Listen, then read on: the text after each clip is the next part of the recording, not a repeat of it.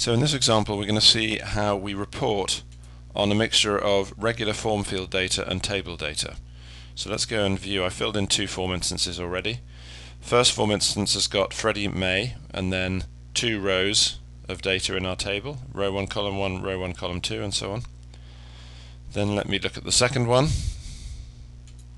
The second form instance is Mike Smith and three rows of data in our table. So let's now go and look and see how we set up a report that analyzes that. Let's go into Edit Reports. Okay. What I'm going to do to start off with is actually run the report so we can look at all the data. And what we're going to look at here is a couple of tricks that we use to get the right output that we're looking for. It's potentially a little bit confusing, so let me run through it. What I've got first of all is a data source that includes all fields, so the first name, last name field, and the table data. And now I've got three different data list objects that reference that data source.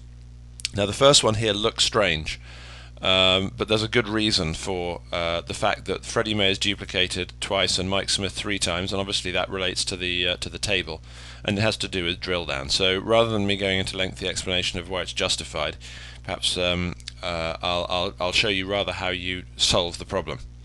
So here we're seeing that, which isn't particularly useful. Here we can see where we've got a data list that only references table data, and that is useful. That looks perfectly correct. And then finally underneath we're referencing all fields, and now you can kind of see why it needs to duplicate Freddie May twice when we bring in the table data into the same table. It's actually needed to support the drill down capability, which is why when you don't show column 3 and 4 you still end up with the Freddie May and Mike Smith being duplicated. So that hopefully shows you how the report objects will behave if you reference a data source that includes all fields. Now let's go on to the second page, and here we've actually got a data source that does not include any table fields. And now you can see we've got Freddie May and Mike Smith as you would expect. And therefore that's the trick, is if you want to see data as you in the expected format, then make sure that you use a data source that does not include table fields. And for completeness, underneath here I've got a data source that only includes table data, and that comes out in the same way as all fields.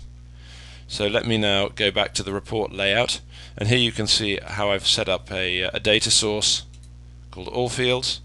That's taking all 4 of our page fields. No table data, that's the one that we want to use to get when we're referencing our ordinary form fields, first name and last name for instance. And finally only table data. So the trick is, if you need to include a mixture of table data and only, in this case, first and last name data, it's perfectly acceptable to mix multiple data sources, all pointing at the same form, for the same report. So hopefully that's explained what's a slightly tricky subject.